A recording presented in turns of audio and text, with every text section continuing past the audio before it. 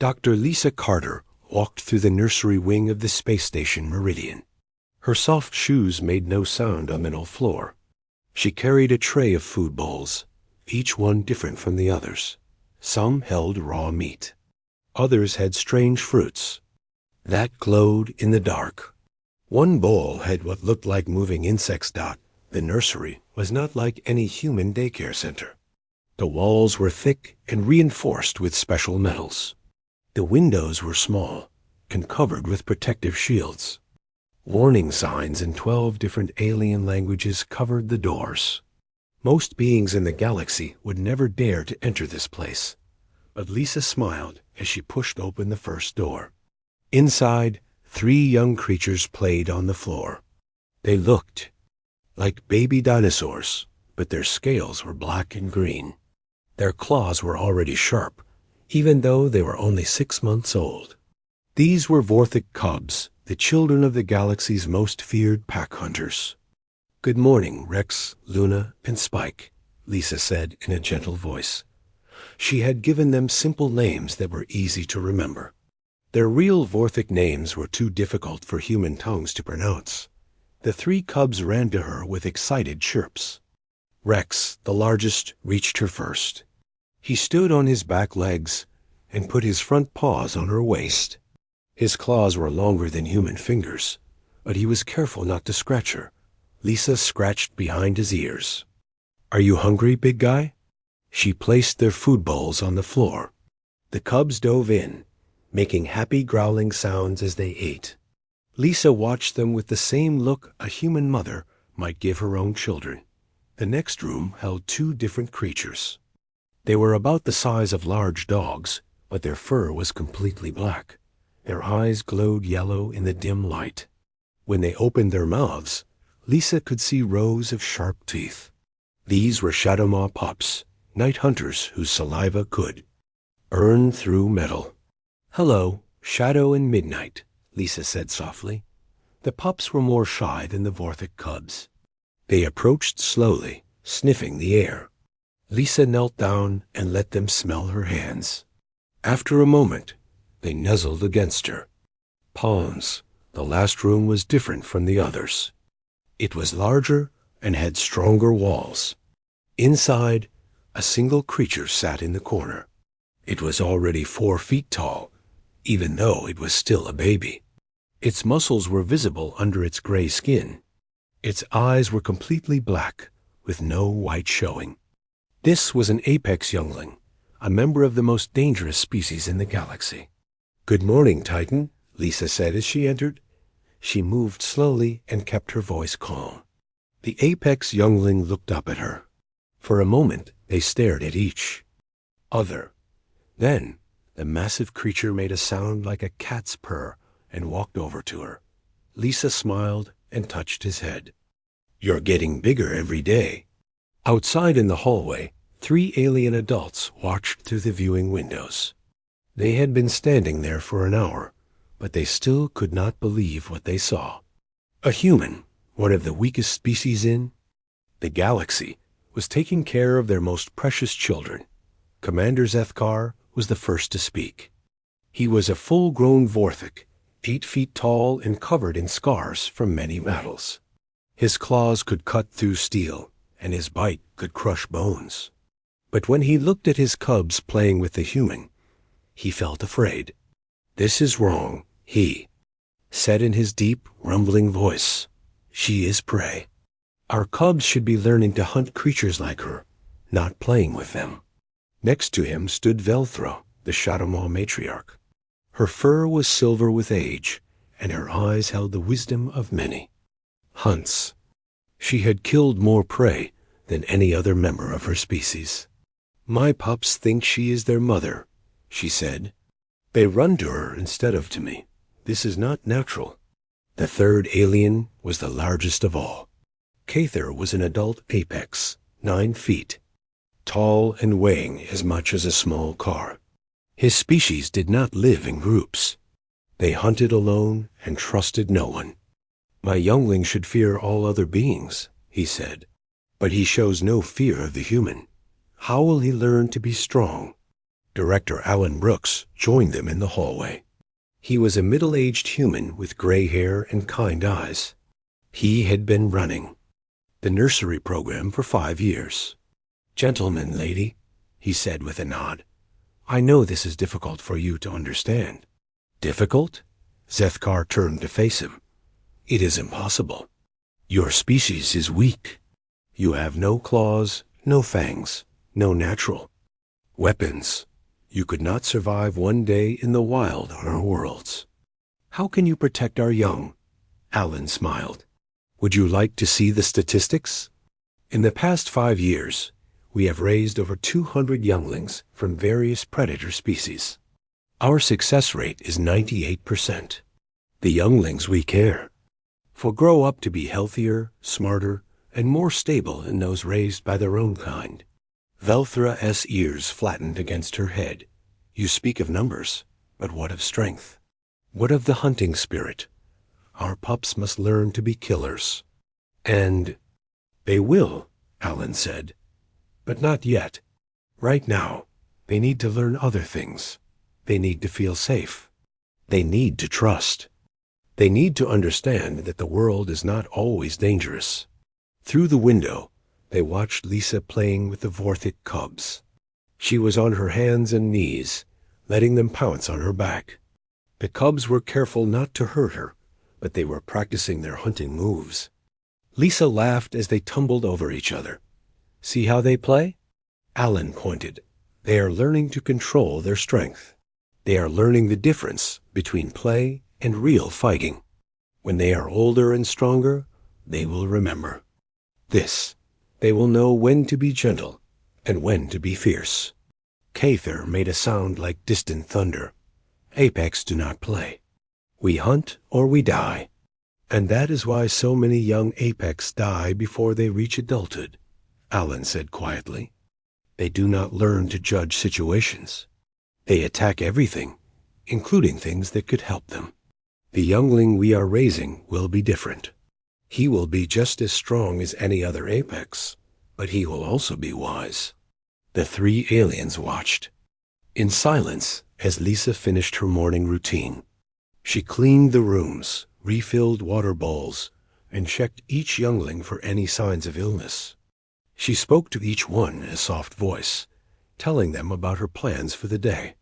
"You humans are strange," Zethkar said finally. "You care for creatures that could kill you without effort. You show them kindness when you should show them fear. I do not understand why the Council chose your species for this task." Alan looked through the window at Lisa, who was now reading a story to the Shadowmaw pups. They sat perfectly still, listening to every word. "Maybe that is exactly why we were chosen," he said. "We do not see your children as monsters. We see them as children who need love and guidance. And maybe, just maybe, that is what they need most of all." The aliens continued to watch as Lisa began the day's lessons. She would teach the younglings about different planets, different species, and different ways of thinking. She would show them that the galaxy was full of wonders, not just dangers.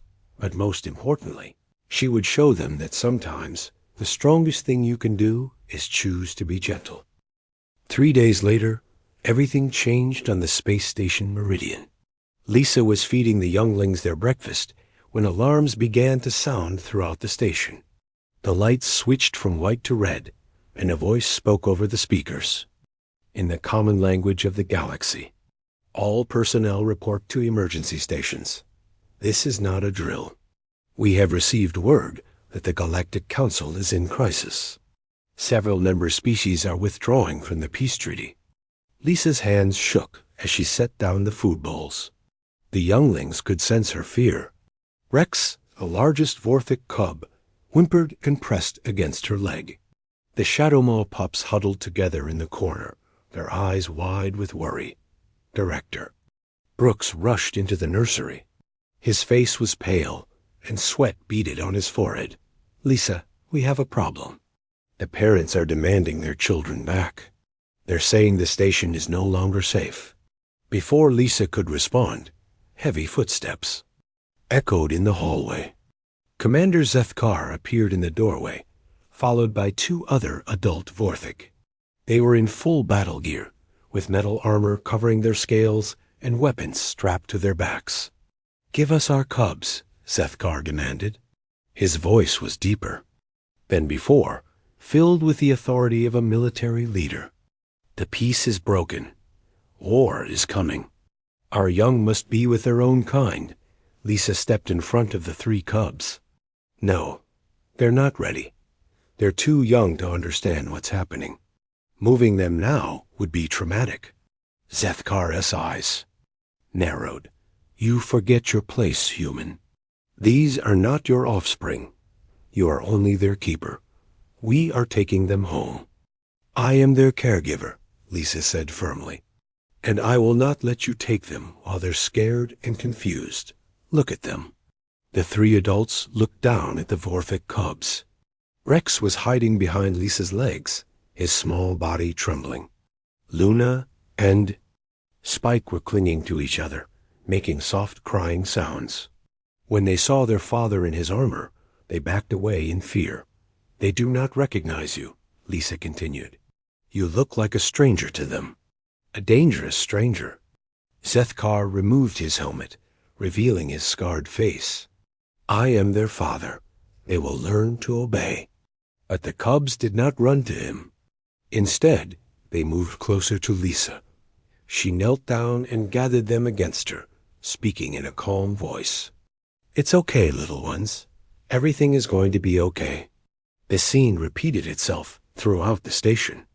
Velthra arrived with a pack of adult Shadowmaw, their fur bristling with anger. They demanded their pups back, but the young ones refused to leave the nursery. Cather, the apex adult, stood in the doorway of Titan's room and roared a challenge. The sound was so loud that it shook the walls, but the youngling did not come forward.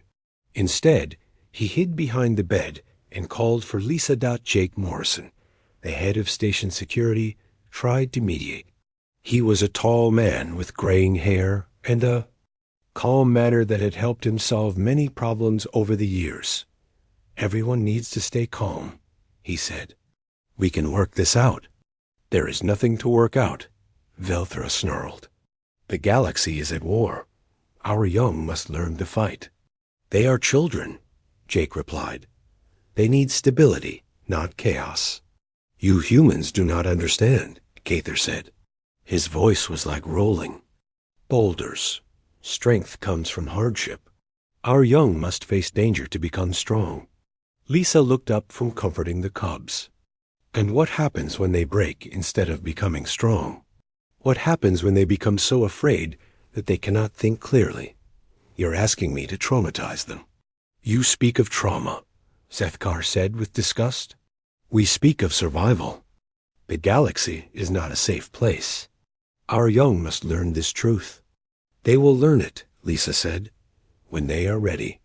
When they are old enough to understand. When they have the emotional tools to handle it. Right now, they are babies. They need love and security, not fear and violence."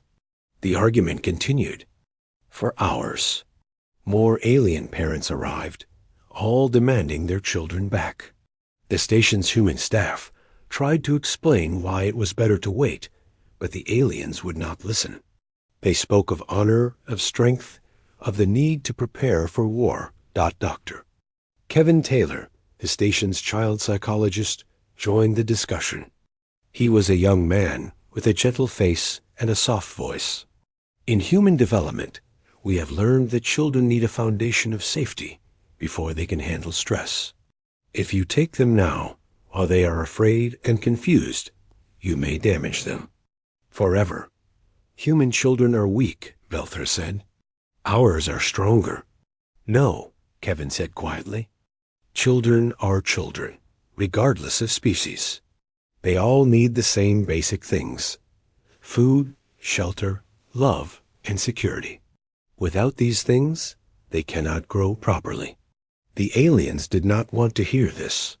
They paced the hallways like caged animals, their instincts telling them to gather their young and flee to safety. But the younglings would not come to them.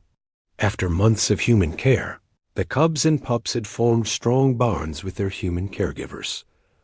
Amy Rodriguez, one of the nursery staff, sat with the Chateaumont pups. She was a small woman with dark hair and kind eyes. The pups had crawled into her lap, seeking comfort from her familiar presence. When their mother approached, they burrowed deeper into Amy's arms. "They think you are their mother," Vel 3 said, her voice filled with pain. "This is wrong. This is not natural. I'm not trying to replace you," Amy said gently. "I'm just trying to keep them safe and happy while they grow. When they're older, they'll understand who their real mother is." "How can you be sure?" Velthra demanded. "How can you know they will not reject their own kind?" Amy looked down at the pups in her arms. "Because love doesn't work that way. A child can love many people without forgetting their family. These little ones love you, but they also love us. That makes them stronger, not weaker." The crisis deepened. When news arrived that pirate ships were attacking civilian transports near the station, the alien parents became more desperate to leave. They argued that the station was no longer safe, that they needed to take their young to secure locations. Brooks called an emergency meeting. The main conference room was filled with worried faces, both human and alien. The tension was so thick that it seemed to press down on everyone like a heavy blanket. "We have a choice to make," Brooks said. "We can either panic and scatter, or we can work together to keep everyone safe. The younglings are our priority. Everything else comes second." "You ask us to trust you," Zethkar said, "but you are prey animals. When danger comes, you will run. You will abandon our young to save yourselves. Will we?" Brooks asked. "Have we ever done that before? In 5 years of operation, have we ever abandoned the younglings in our care?" The aliens fell silent. They had no answer to that question. "The children are scared," Lisa said into the silence. "They can feel your fear, and it's making them afraid too. If you really want to protect them, then help us keep them calm. Show them that you trust us to keep them safe." "But what if pirates attack the station?" Cather asked. "What if they come for the younglings?" Jake Morrison stood up. "Then we'll protect them. That's what we do. That's what we've always done." "You cannot fight like we can," Velthra said. "You do not have claws or fangs or thick skin. You will die, and then our young will die too." "Maybe," Jake said calmly, "but we'll die trying to save them. That's what you're not understanding. We don't protect them because we're strong. We protect them because we choose to. Because they matter to us." The room fell quiet again. Outside, the stars continued to shine, indifferent to the fears and hopes of the beings on the station. But inside, something was shifting. The alien parents were beginning to see that human weakness might actually be a different kind of strength. The younglings, meanwhile, stayed close to their human caregivers. They did not understand the politics or the danger. They only knew that the humans made them feel safe, and that was enough for now. The attack came at dawn. Lisa was reading a story to the Vorthek cubs when the station shuddered. The lights flickered, and somewhere in the distance, metal groaned under stress. The younglings looked up at her with worried eyes. "It's okay," Lisa said, keeping her voice steady. "Sometimes the station makes noises. Let's keep reading." But even as she spoke, she knew something was wrong. The vibrations were too strong, too violent. This was not normal station operation. This was something else. Jake Morrison's voice crackled over the intercom system. "All personnel, this is not a drill. We are under attack by pirate vessels. All non-essential staff report to emergency shelters immediately." Lisa's heart began to race, but she forced herself to stay calm. The younglings were watching her face, reading her emotions. If she panicked, they would panic too. She closed the book and smiled at them, "We're going to play a new game," she said. "We're going to go to the special safe room and be very quiet. Can you do that for me?" The three cubs nodded, but their eyes were wide with fear. They had never heard the station make sounds like this before. Rex, the largest, moved closer to Lisa, and whimper-ed Dot in the hallway. Chaos was beginning. The alien parents were roaring and snarling, their battle instincts taking over. Commander Zethkar was shouting orders to his warriors. His voice was so loud it echoed off the walls like thunder. Prepare for battle. Form defensive lines. Protect the young. But his commands only made things worse. The Vorthic cubs heard their father's war cry and began to cry in fear. They had never heard him sound so angry and dangerous. To them, he was no longer their father. He was a terrifying stranger. Velthra and her pack were prowling the corridors, their fur standing on end. Their eyes glowed with predatory fury, and low growls rumbled from their throats. The Shadowmaw pups, hearing these sounds, began to whimper. And Hyde, Cather, the apex adult, had transformed into something that looked like a nightmare. His muscles bulged under his skin, and his breathing was deep and harsh. When he moved, his footsteps left dents in the metal floor. The sight of him sent Titan, the apex youngling, scrambling under his bed in terror. Doctor Kevin Taller tried to approach the aliens. "Please, you need to calm down. You're scaring the children." Scaring them? Zethkar whirled around, his claws extended. They should be scared. This is what the galaxy is like. This is what they must learn to face. "They're babies," Kevin said desperately. "They don't understand what's happening. All they know is that the adults they depend on are acting like monsters." "We are not monsters," Velthra snarled. "We are protecting our young." By terrifying them?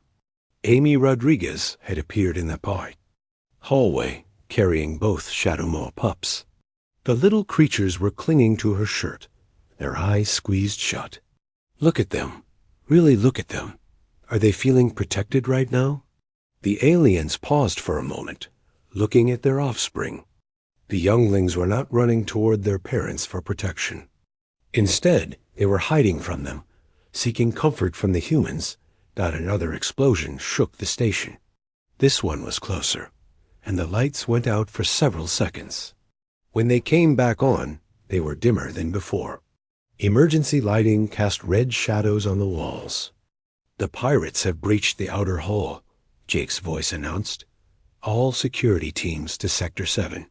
Civilian personnel maintain safe distance." Lisa gathered the Vorthic cubs around her. "We need to go to the safe room now," she said. "Hold my hands and stay close." But as they started to move, Rex suddenly cried out in pain. In his fear, he had extended his claws and accidentally scratched Lisa's arm. 3 deep cuts appeared on her skin, and blood began to flow. "Oh no," Rex whimpered. I'm sorry. Zethkar saw the blood and roared with rage.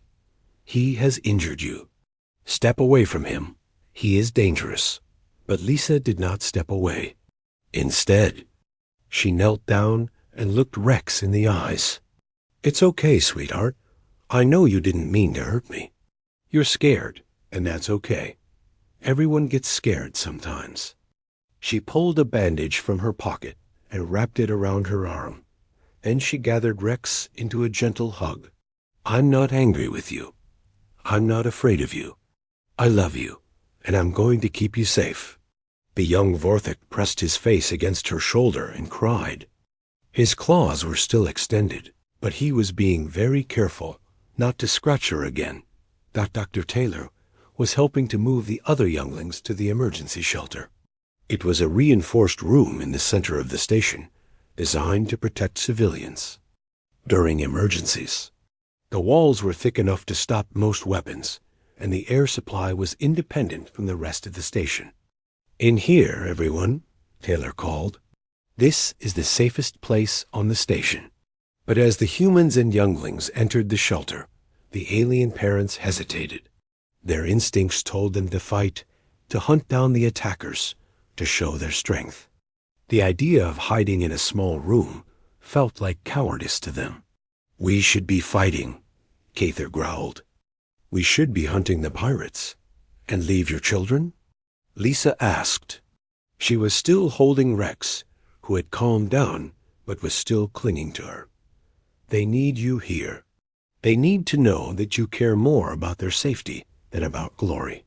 "You do not understand," Velthra said. "We are predators. We do not hide, we attack. Sometimes the bravest thing you can do is stay," Amy said quietly.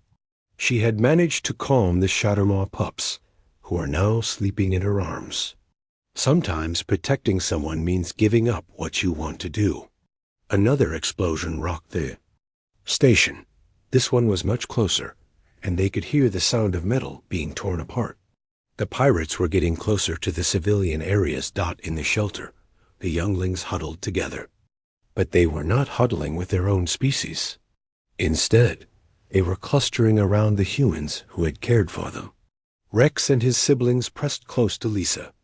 The Shadowmaw pups remained in Amy's arms. Titan, the apex youngling, had wrapped his massive arms around Dr. Taylor's waist. The alien parents watched this scene with growing confusion. Their children were choosing human comfort over their own parents' protection. This went against everything they understood about family and loyalty. "Why?" Zethkar asked quietly. "Why do they choose you over us?" Lisa looked up at him, still, holding the wounded Rex. "Because we're not trying to be stronger than they are. We're trying to be what they need us to be." "And what is that?"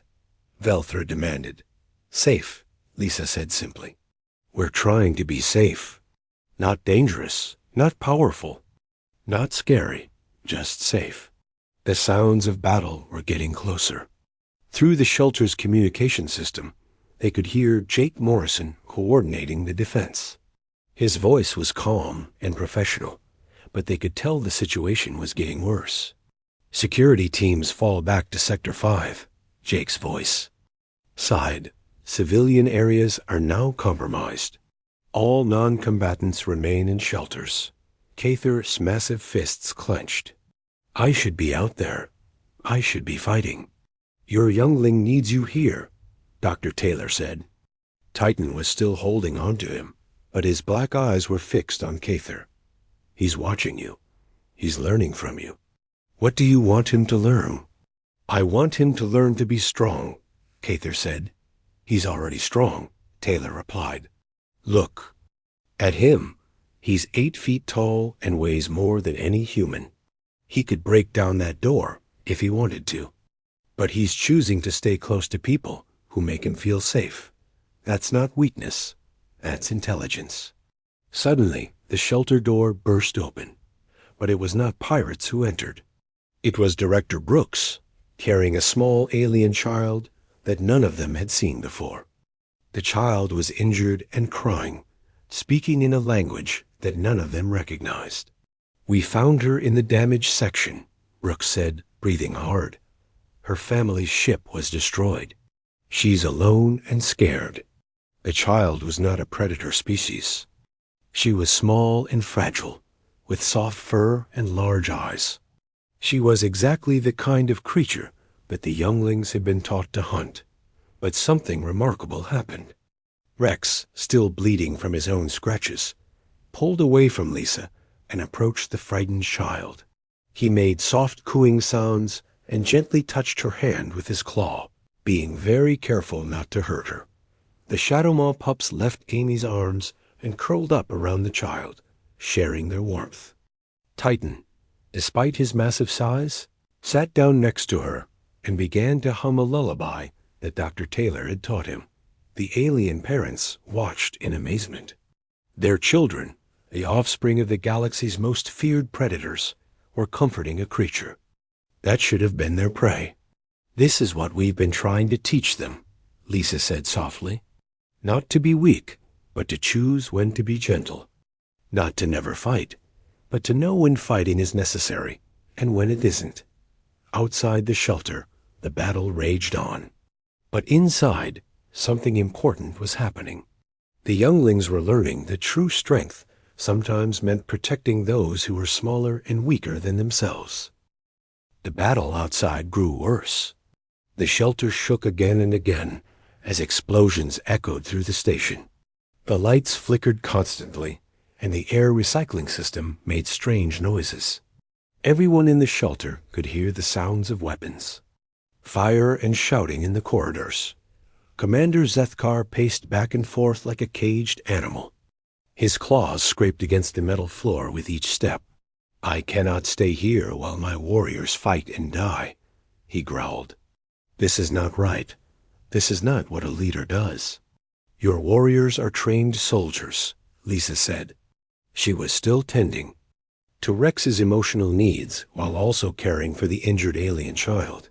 "They know how to fight, but your cubs are children. They need their father to be here with them." "They need their father to be strong," Zethkar replied. "How can I teach them strength by hiding?" Lisa looked up at him, her face serious. "Watch them," she said. "Really watch them." "What are they doing right now?" Zethkar looked at his 3 cubs.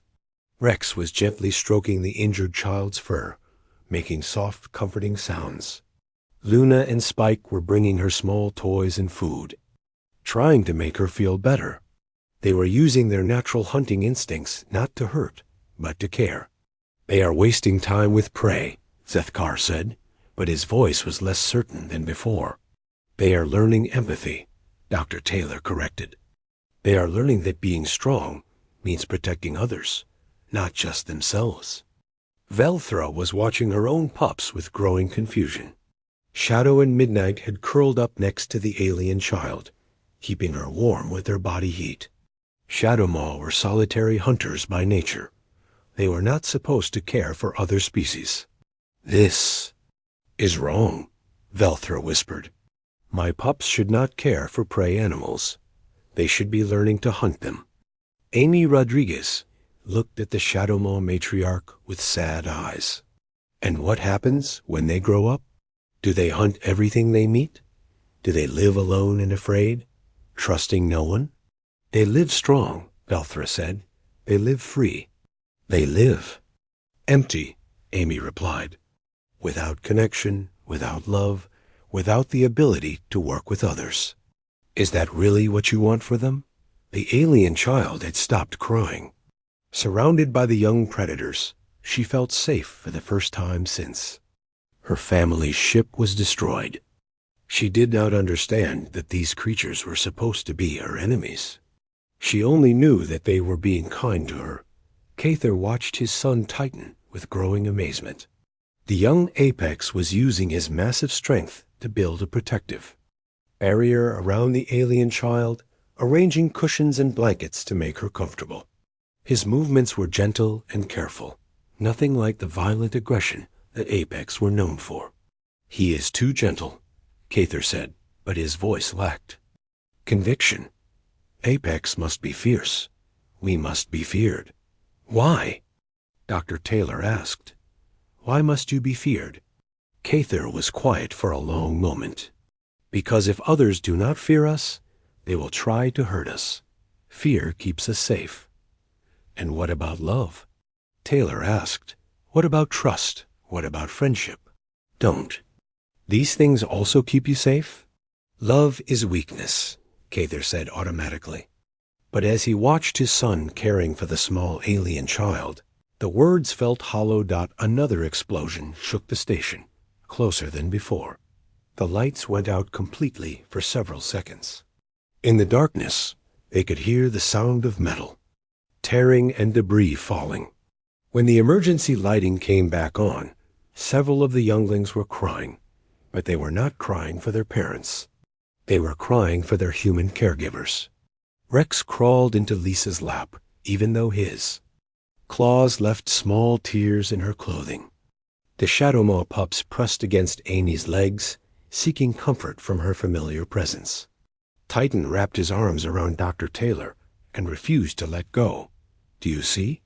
Lisa asked the alien parents. They're not choosing us over you. They're choosing comfort over fear. They're choosing people who make them feel safe. But we are their parents, Zethkar said. We should be the ones they turn to. Then maybe you need to learn to be what they need, Lisa said gently. Not what you think they should need, but what they actually need. The communication system crackled to life. Jake Morrison's voice was strained and tired. All personnel, the pirates have breached the inner defenses. They are moving toward the civilian areas. Security teams are falling back to final positions. This was the news that all the alien parents had been dreading. The enemy was coming for their children. Every instinct they had screamed at them too. Prepare for battle, to show their strength, to fight with tooth and claw. Zethkar's transformation was immediate and terrifying. His scales darkened to black, and his muscles bulged under his skin. His claws extended to their full length, and his teeth became visible as he snarled. He looked like death itself, but Rex, seeing his father change, did not run to him for protection. Instead, he buried his face in Lisa's shoulder and whimpered in fear. His own father had become a monster. Rex, Zethkar called. Come to me. I will protect you. But Rex would not go. He clung to Lisa, trembling. The other cubs reacted the same way. Luna and Spike hid behind Dr. Taylor, afraid of their own fathers. Battle form. Velthra and her pack had also transformed. Their fur stood on end, and their eyes glowed with predatory fury. They moved like shadows, ready to strike at any threat. But their pups, instead of feeling protected, felt terrified. They had never seen their mother like this before. Cather's transformation was the most dramatic of all. He grew even larger, his muscles straining against his skin. His breathing became deep and harsh, and his movements shook the floor. He looked like something from a nightmare. But Titan, the young apex, took one look at his father and ran to Dr. Taylor. The small human could never protect him from real danger, but Titan felt safer with Taylor than with his own transformed father. They are afraid of us, Velthra said in shock. Our own children are afraid of us. Because you look like monsters, Amy said quietly. To them, you're not their parents anymore. You're something scary and dangerous. But this is our true nature. Cather protested. This is what we are when we fight. And they've never seen this nature before, Dr. Taylor said. They've only known you as loving parents. Now suddenly you're something else entirely. Of course they're afraid. The sounds of battle were getting closer. They could hear pirates shouting in the corridors, their voices rough and cruel. The enemy was almost at the shelter. We need to fight, Zethkar said desperately. We need to protect them. Then do it, Lisa said. But do it as their parents, not as monsters. Show them that you're still the same people who love them. Zethkar looked at his cubs, who were still hiding from him. Slowly, he forced his scales to return to their normal color. He retracted his claws and made his breathing calm and steady. When he spoke, his voice was gentle. Rex, Luna, Spike, he said softly. I'm sorry I scared you. I'm still your father. I'm still the same person who loves you. The cubs looked at him uncertainly. Rex peeked out from behind Lisa's shoulder. Papa? He whispered, double quotes, yes, little one. I'm still your papa. Velthra and Cather watched this scene with growing understanding. They too began to control their transformations, forcing themselves to appear less threatening. It was one of the hardest things they had ever done. Every instinct told them to remain in battle mode, but their children needed them to be parents first. The shelter door suddenly burst open. But it was not pirates who entered. It was Jake Morrison, bleeding from several wounds and carrying a damaged weapon. Behind him came 3 other human security officers, all injured but still standing. They're right behind us, Jake said, breathing hard. We held them off as long as we could, but they broke through. They'll be here in minutes." The younglings whimpered in fear. They could hear the pirates now, their voices getting closer. Rough laughter echoed through the corridors as the attackers searched for valuable prisoners to take. "We need to barricade the door," one of the security officers said. "Buy ourselves some time." But even as they spoke, everyone knew it was hopeless.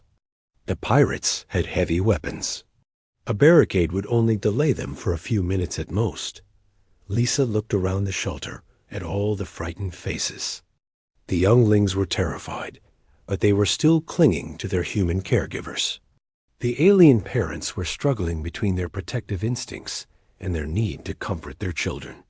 "Listen to me," Lisa said to everyone in the room. "Whatever happens, we need to keep the younglings calm. They're going to be scared, but they need to see that we're not giving up. They need to see that we're still here for them." "How can we keep them calm when we're about to die?" Velthra asked. "By showing them that love is stronger than fear," Lisa replied.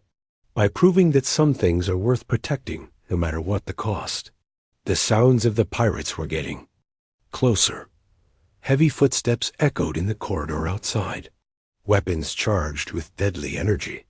Cruel voices planned what they would do with their captives. Dr. Taylor gathered the younglings around him. "Come here, everyone. We're going to sing a song. Do you remember the lullaby I taught you?" The younglings looked at him like he was crazy. How could they sing at a time like this? But Taylor began to hum the melody, and one by one the younglings joined in. Their voices were small and scared, but they were trying to be brave. Amy Rodriguez sat down next to the injured alien child and began to tell her a story. Her voice was calm and soothing, as if they were safe. The pirate leader was a scarred creature from a species that Lisa did not recognize.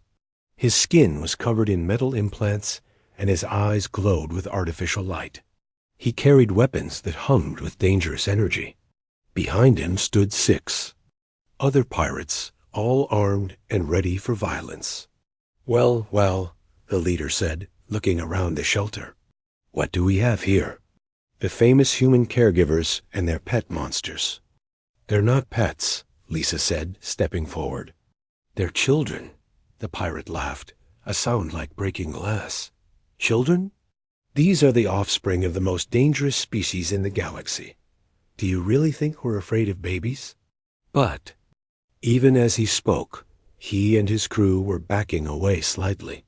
The sight of the younglings protecting their human caregivers was unsettling.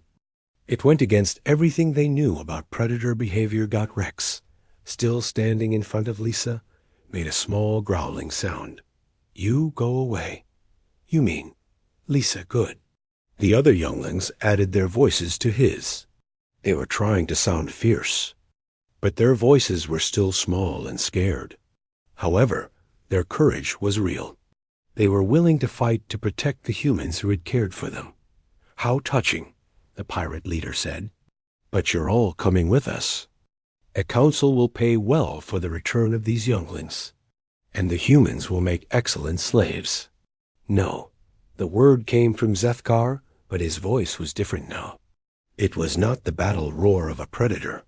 It was the firm, protective voice of a father. "You will not take them." "And who's going to stop us?" the pirate asked. "A few wounded humans and some domesticated predators?" But as he spoke, something was changing in the shelter. The alien parents were not transforming into battle monsters this time. Instead, they were moving to stand beside the humans. Zethkar took his place next to Lisa, careful not to frighten his cubs. Velthra stood beside Amy, her movements calm and controlled.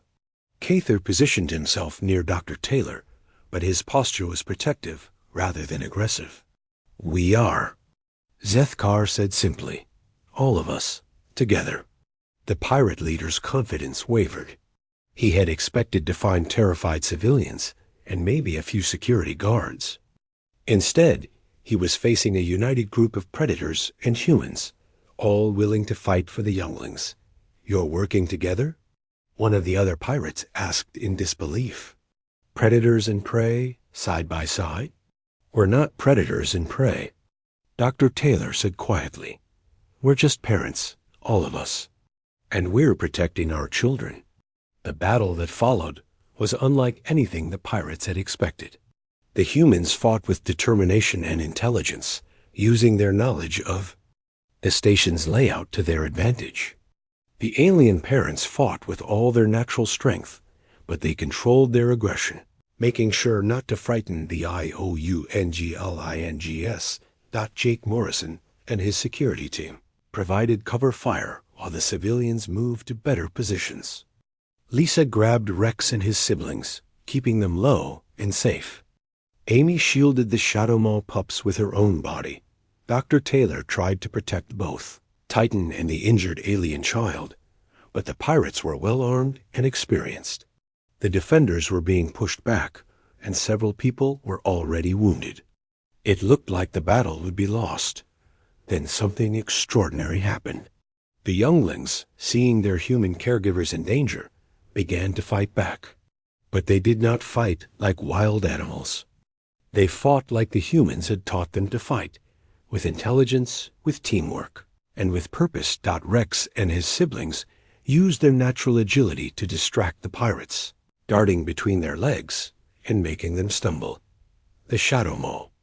Pups used their small size to hide in the shadows, then emerged to trip the attackers at crucial moments. Titan, despite his youth, used his strength to move heavy objects, creating barriers and cover for the defenders. They're protecting us, Amy said in amazement. They're actually protecting us. Just like we taught them, Lisa said, tears in her eyes. They learned that being strong means protecting others. The tide of battle began to turn. The pirates found themselves fighting not just adult predators and determined humans, but younglings who had learned to work together. The cubs and pups moved in perfect coordination, using their natural abilities in ways that supported the defenders rather than just causing chaos. Commander Zethkar watched his son Rex work alongside Lisa, the two of them moving like a team. The young Vorthik would signal when pirates were approaching, and Lisa would use her human intelligence to plan their next move. They trusted each other completely. My son fights like a human, Zethkar said to Jake Morrison during a brief lull. In the battle? No, Jake replied, firing at a pirate who was trying to flank them. He fights like himself. But he learned from humans that there's more than one way to be strong. Velthra saw her pups working with Amy to tend to the wounded alien child. The Shadow Mall pups were using their natural healing instincts, while Amy provided the emotional comfort that the child needed. They were a perfect team, each contributing their unique abilities. I was wrong, Velthra admitted to Amy. I thought you were making them weak, but you were making them complete. Cather watched his son Titan carefully move debris to create a safer position for Dr. Taylor. The young apex was using his immense strength, but he was also using his mind. He thought before he acted, considering the consequences of his actions. He is not less than other apex, Cather said to Dr. Taylor. He is more. He has strength, but he also has wisdom. The battle reached its climax when the pirate leader, desperate and angry, tried to grab the injured alien child as a hostage. But he had not counted on the response this would provoke. Every youngling in the shelter, regardless of species, moved to protect the small alien child. Rex and his siblings formed a protective circle around her. The Shadow Mall pups flanked her, ready to defend. Titan placed himself directly between the pirate leader and the child, his young face set with determination. You not hurt, little one, Titan said, his voice deep and firm. She's scared. She needs safe.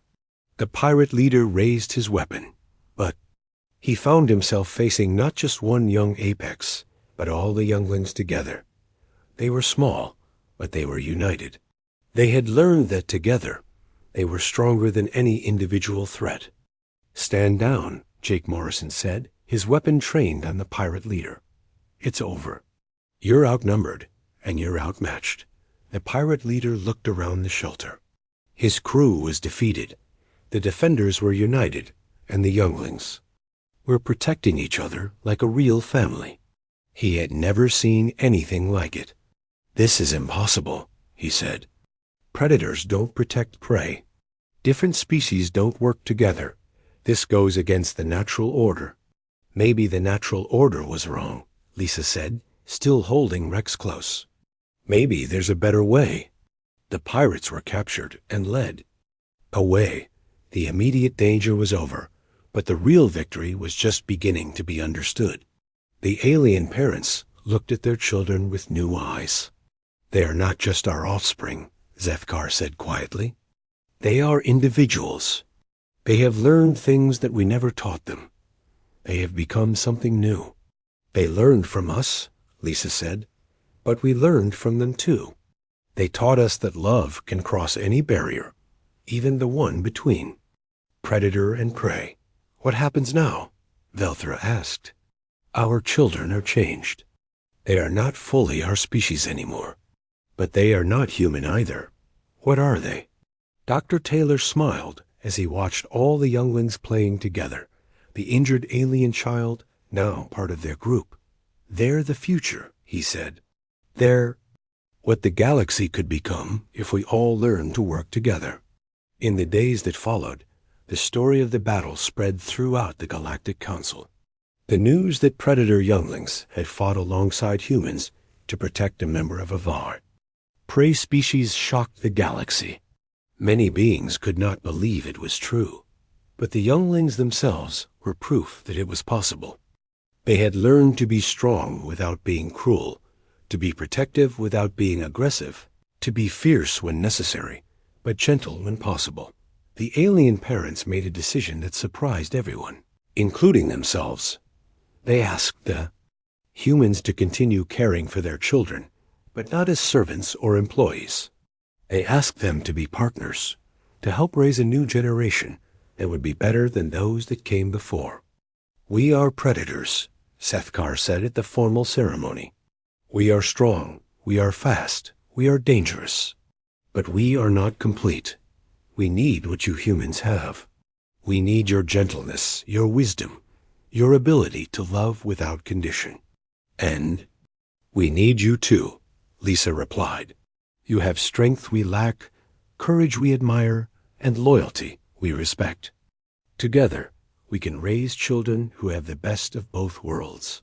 The ceremony was held in the station's main hall, with representatives from across the galaxy watching. The younglings stood between their biological parents and their human caregivers. Comfortable with both, belonging to all. Rex took Lisa's hand in his clawed one, being very careful not to scratch her. Lisa Mama too, he said proudly. Papa strong, Lisa kind. Both good. The other younglings nodded in agreement. They had learned that they did not have to choose between strength and gentleness, between their natural instincts and their learned behaviors. They could be both. As the ceremony concluded, the younglings ran off to play together, their laughter echoing through the station. They chased each other through the corridors, but their gains were careful and controlled. They